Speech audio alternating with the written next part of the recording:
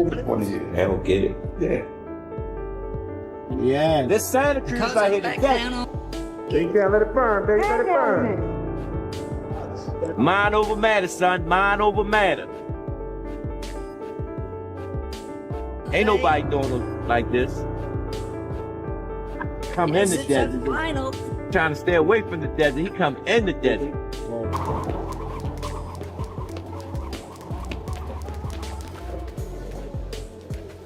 You know, the much.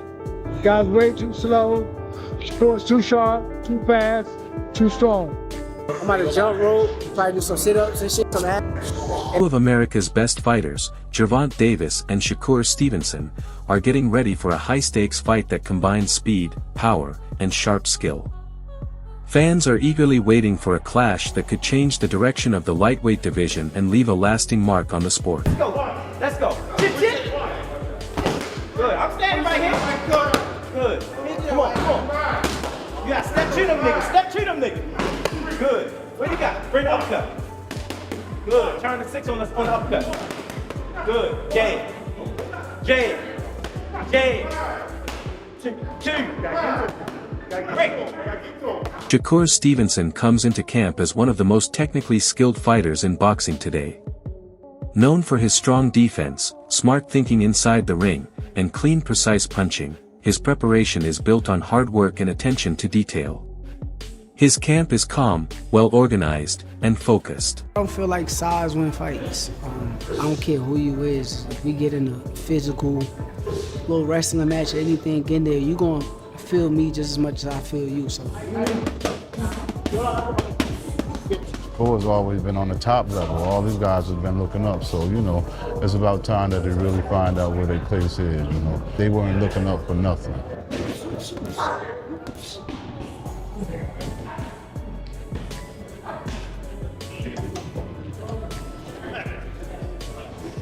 January 31st and whatever fight after that, you know, I really think, you know, he's at the turning point of his career. That's the reason why those guys that came in on the top level were always looking up to his level because he was the only one up there.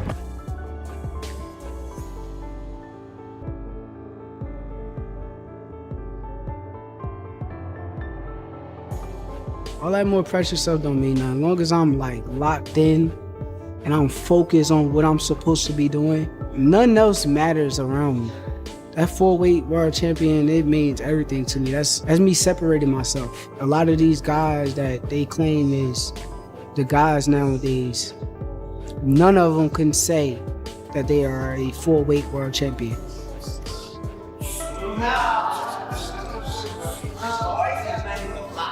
Stevenson is going through a tough training camp as he gets ready for the big fight with Davis. His work centers on speed, defense, and ring smarts, making sure every small detail is sharp. His coaches are pushing conditioning, discipline, and sparring hard to make sure he is fully prepared for Davis's power and aggression. The punch, that's what it fast.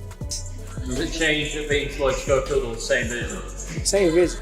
Actually, it makes it even better, to be honest, because he been popping a lot of shit. So to put him in his place, I'm gonna love doing that.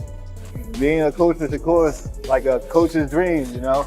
He's technically sound, you know, he's disciplined, he does everything right, you know. All you gotta do is talk gloves and give him water majority of the time.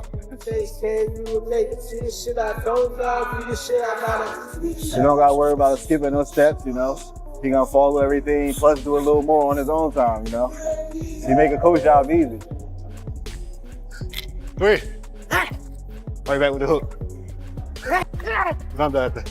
Get under. Yep. Double it. Double it. I start pressing his ass.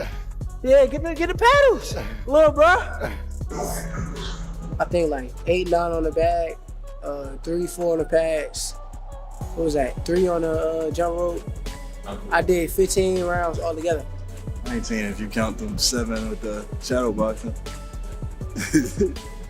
Yeah, I did 22 rounds altogether. Tank Davis is also putting in serious work in camp, using fast shadow boxing to improve his timing, reactions, and footwork. His training focuses on explosiveness, accuracy, and stamina, getting him ready to handle quick and skilled opponents like Shakur Stevenson.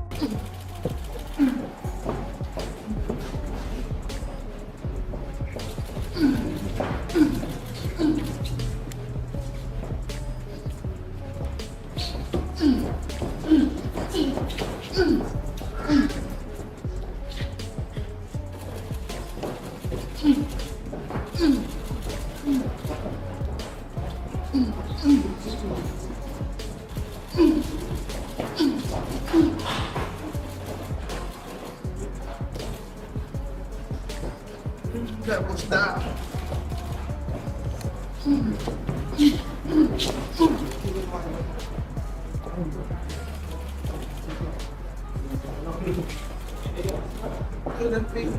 Davis is regularly seen training in a sauna suit to build his fitness and manage his weight.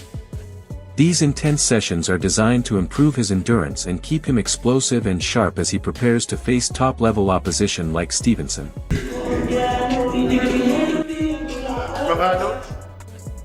Go. Touch the ground, touch the ground. Touch the ground. With the ball. With the ball. Touch it. Yeah. There you go, yeah.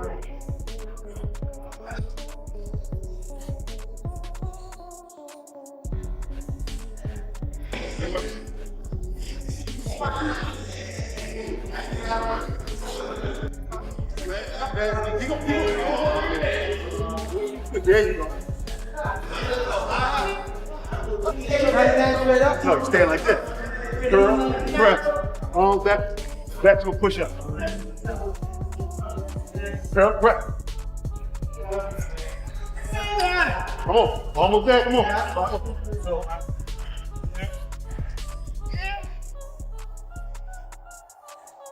Time. Oh, I'm young and there. I'm that young stunner from Vegas. Remember that stunner from Vegas shit? Hank is working on his attack on the pads with Coach Calvin Ford, drilling fast combinations, timing, and counter-punching. The sessions push hard on accuracy and power while Ford works on sharp angles and smooth defensive transitions. Good way to get out. Right here. You good. Come on, Will. We want you in the ring. We don't be charged. That's why we want to switch your strength in the day up. You understand? All right, get him down here, Will. He think it's gonna feel better down there. Is it gonna feel better down there, y'all? It might be worse. 4, 5, 3. Let's go, Will. 1. Hurry, put your stuff on. 3, 5, 3, 2, 3, 4, 5, 3, 2, 3, 3, push it out, 4, 6, 3, 5, 3, 2, 3, 1. Inside Shakur's training camp, every session has a clear purpose and every drill builds on the basics. It may not look exciting from the outside, but inside the gym Stevenson is constantly working on the small and important details that separate truly great fighters from simply good ones. We just got through sparring. We added trying a few new little things, you know what I'm saying? But other than that, it's basically the same thing we've been doing. We changed the strategy, but no camp is never exactly the same. So yeah, it's just like always. Like we may try a little bit of this, a little bit of that, but it's mainly the same things.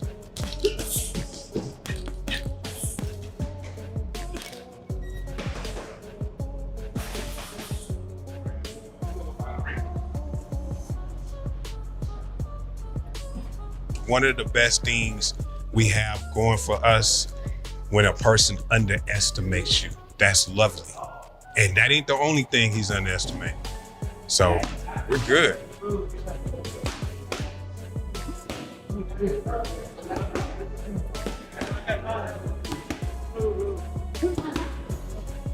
Necessary shots.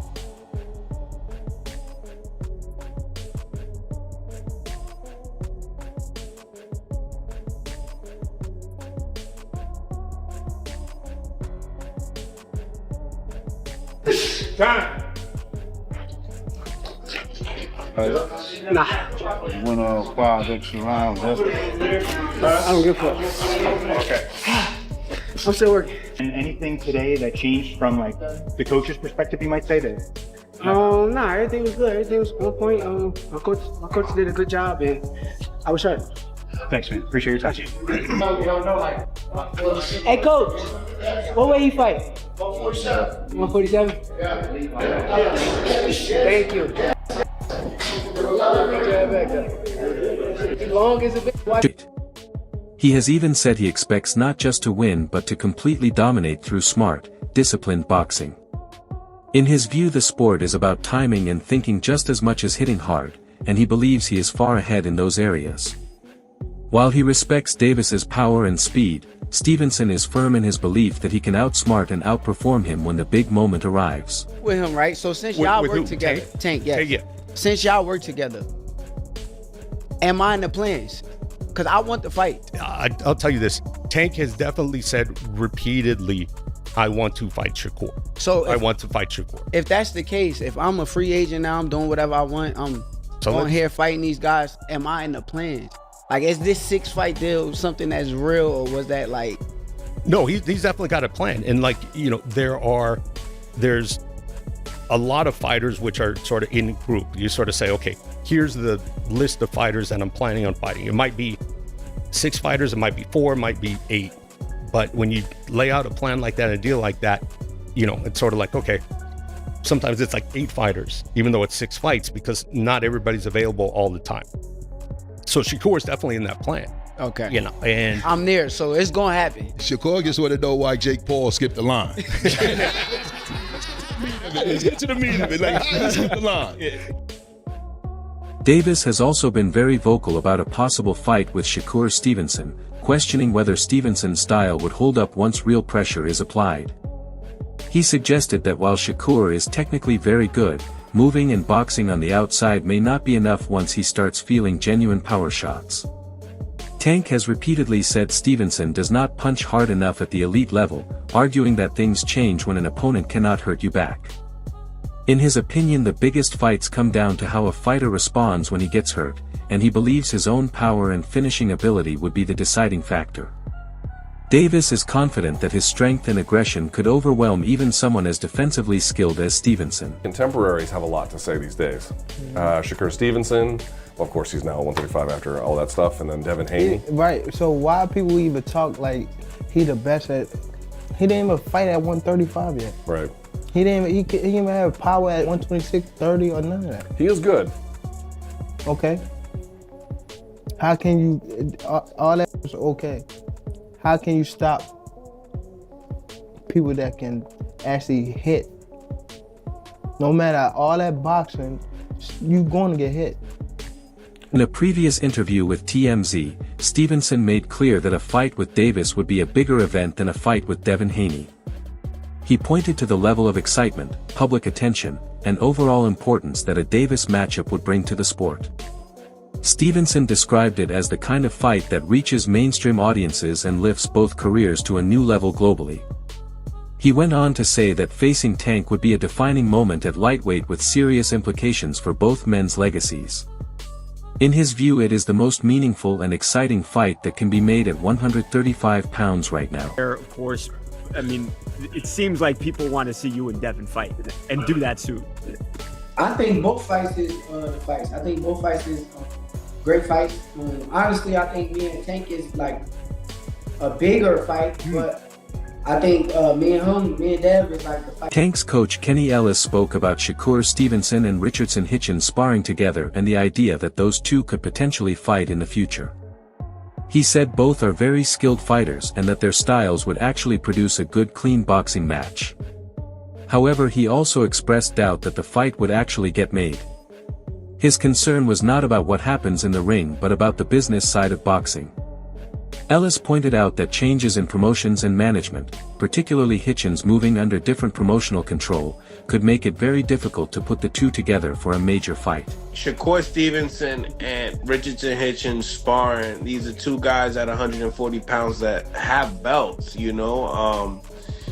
And, you know, there was a there was obviously a tweet that, you know, they were going back and forth saying that they would possibly fight each other. You know, seeing this and saying that, you know, you're gonna fight each other, do you believe it or not? Because I mean, it's kind of very misleading when people say, listen, iron sharpens iron, cool, but then next thing you know, we have friendships in boxing that, you know, kind of, I don't know, make the fights that we want to see not happen. Yeah, they make all kinds of excuses. Oh, that's my man. That's why I hate everybody running over his spawn, this person, iron sharp iron up too. You know what I mean? All this world opening up to this internet and monkey see, monkey do. He believes the fight makes perfect sense on paper, but that boxing politics and promotional complications could end up standing in the way. He still has respect for both fighters and thinks if it ever does happen it would be a very competitive 12-round contest. That stay in his gym, he don't have to ever spar with another world champion, and he can become a great champion by sparring with what they work with in the gym. But you got some people that think because they're not working with champions that they can't be a champion. That's not true. You can f*** yourself up, leave too much fight in the gym. You know what I'm saying? If everybody crispy and sharp, you getting f***ed up somewhere in that gym. But it's a long story. People don't understand that because this internet got, you know, everybody on some bullshit. Yeah. Yeah. But they two great fighters, Richard Hitchens and Shakur. That's a good fight. Now that Hitchens is with Zuffa, I don't know if it happened, you know, for one of the so-called major belts. Right. But that's a good fight.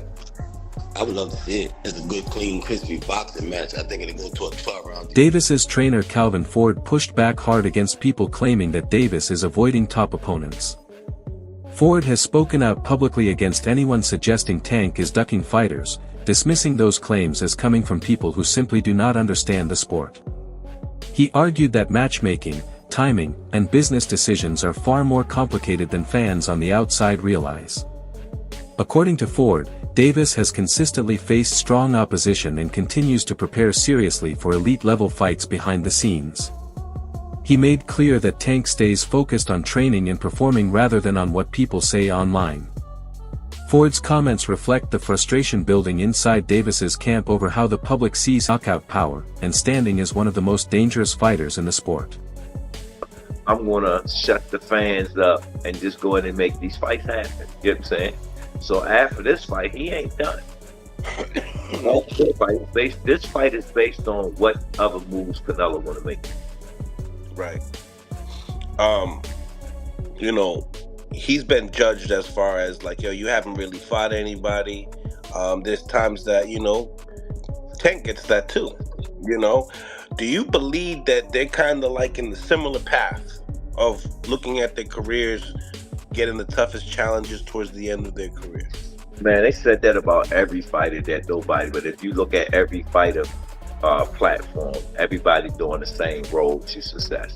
So I always try to hear that.